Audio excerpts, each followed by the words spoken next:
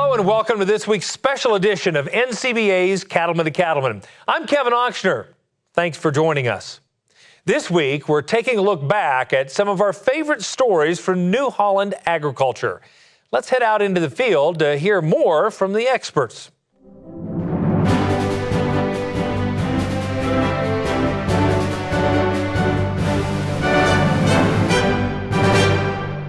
Most cattlemen know that there's nothing more important when it comes to feeding your herd than hay quality. And putting up quality bales is dependent on producers around the country using best practices, not their size or location. Cattleman to Cattleman reporter Brian Baxter had a chance to learn some tricks of the trade in Okeechobee, Florida. In the heart of Central Florida cattle country, you'll find Wes Williamson working on his family ranch. Well, I'm a third-generation cattle rancher here in Okeechobee. My grandfather started this ranch back in the 1940s and handed it down to my father, and I've had the blessing of being able to work with my father and now working with my son and daughter on this operation. Oh, it's a tremendous blessing. The Williamsons raise mostly Brangus cattle on operations in Florida, Texas, and Alabama. Florida is a unique place to raise cattle, and it's a place where feed and forage is important to raising a healthy herd. And Wes says there are times of the year where his operation relies on hay as a supplemental feed. He says he's learned that quality is key to success. The quality of the haylage or bales of hay or whatever, we have to relearn this lesson every few years that if you put junk in, you're only going to get junk out. So the quality, you're always balancing it between quality and the quantity you need for your cattle. But we've learned that quality is so important. So, putting a little nitrogen fertilizer on it, 6 weeks or a month before you harvest it really improves the quality and digestibility for our cattle. So how do you get that quality bale? New Holland Agriculture says there are some simple steps to keep in mind when making hay, no matter where you operate. First, you have to choose the baler size that's right for you and the crop you're baling. There are several size options that can help with the transportation and storage of round bales, and a range of features to select when it comes to making high moisture hay. New Holland offers a silage special baler that has some key features in order to accommodate high moisture hay baling. We offer a dual cam heavier duty pickup to handle the additional weight of the crop coming into the chamber. We offer a back wrap roll that will allow stop crop from accumulating on the back of the belts. We also have scrapers in the baler to keep the crop from accumulating on the rolls, in addition to in-feed discs inside of the bale chamber that'll lower horsepower requirements by keeping the crop off of the side sheets of the baler. Grow quality, watch your moisture contents. We do have some tools out there that helps. I know New Holland has a preservative for dry hay. They're not miracle workers, but these preservatives can help us in off-weather type conditions, and we do use an inoculant on our baleage to help promote less mold and stuff in the bag. And that's just kind of an insurance, but really it boils down to your grow season, figure in your climate, your weather conditions, your air quality, work on drier ground if you can, but just the basics of good haymaking. You got to get it dried down to a certain point. Kenneth Arnold manages forage for Family Tree Enterprises not far from the Williamsons' Florida operation. He says in addition to managing moisture content, one of the most important things he watches for is bale density. Bale density is very important. The more air that we can compress out of these baleage bales and the less oxidation and heat buildup, the better fermentation quality and less problems we will have inside the bag. We'll get a better fermentation. Yeah, the density is very important to get the air compressed out. In the round baler itself, select a good ground speed to the crop itself and your ground conditions. Give your baler time to roll a good, firm, tight bale and compress it. And if they're laid out flat, you're going to get more compression than you are if you rake it up in a big fluffy windrow. But again, either flat or raked up, you need to either slow down or to adapt to that windrow to give it time to compress it really well.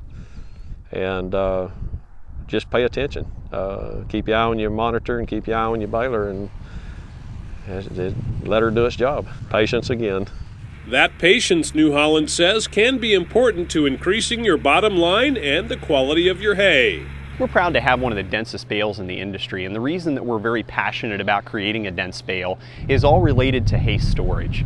Many cattlemen may be storing their round bales in the field along a fence line, and so having a dense bale allows that bale to shed water a lot easier. And bale density is a big part of that. The more hay that you can put in a bale, the less bales that you'll have to move out of the field.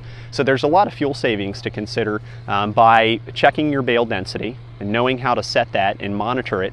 And New Holland delivers the right baler to give you the densest bale possible in order to save fuel in the field by less moves and giving you less spoilage if you're doing a baleage bale, for example, because you're squeezing more oxygen out of that thing. New Holland says choosing complementary hay tools, from disc mower conditioners to tedders, rakes, and round balers, can also impact the quality of the bale you produce. The windrow size is really what is one of the deciding factors, and from cutting to raking to tedding, and then into the baling and chopping process, sizing those hay tools up appropriately so they work well in unison together is very important. Again, laying it out in a nice thin swath is best, so then you don't have to go through the tedding and the raking process too many times, which will lower the nutritional value. So sizing that equipment is very important to each operation. Choosing the right equipment, managing moisture content, and bale density are all key factors in making sure the hay or the haylage you produce will give your cattle the highest nutritional value. Quality means a lot because of the cost of grain. If we can substitute quality forage into the program and cut the cost of grain and everything as high as it's gotten, it'll pay dividends. It'll pay its way, and it has become the thought of today is it's got to be quality. You can't just roll up anything and expect a cow to do good on it. I would say best tips in the to get the best hay and forage quality. Number one, know what your operation looks like. Have a farm management plan. Have it down on a piece of paper and work the plan once you have it down. Good planning is going to make all the more difference. Look at your labor and your efficiencies with all of your machine selection.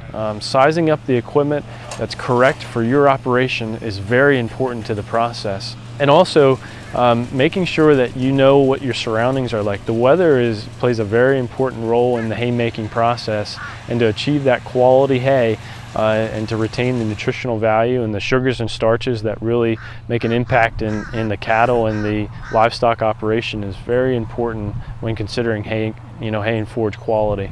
Quality, patience, and some good old-fashioned tradition are what New Holland says will help produce a quality hay crop every year. New Holland's heritage is in haymaking, and so we take our job to deliver quality hay tools very seriously.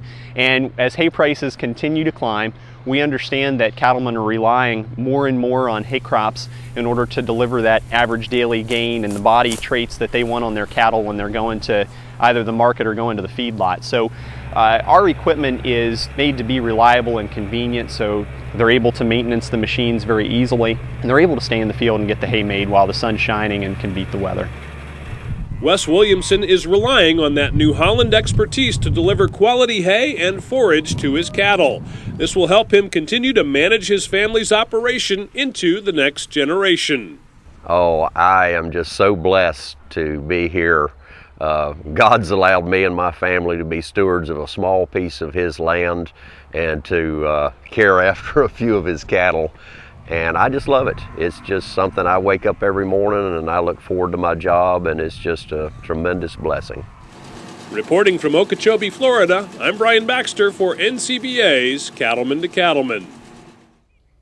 Look for more of Wes Williamson as he begins his tenure as president of the Florida Cattlemen's Association this June. And for more information on New Holland products, resources, and NCBA member benefits, visit our website at cattlemanandcattleman.org or simply visit your local New Holland dealer. If you're thinking about buying a new piece of New Holland equipment, now's the time. New Holland has partnered with the National Cattlemen's Beef Association to offer all NCBA members exclusive discounts of up to $3,500 on their equipment. For all the details on this great incentive, just visit our website at cattlemanandcattleman.org. If you aren't an NCBA member yet, joining is easy. Just give us a call at 1-866-USA-BEEF or email us at c2c@beef.org. Then you'll be able to take advantage of these great New Holland discounts.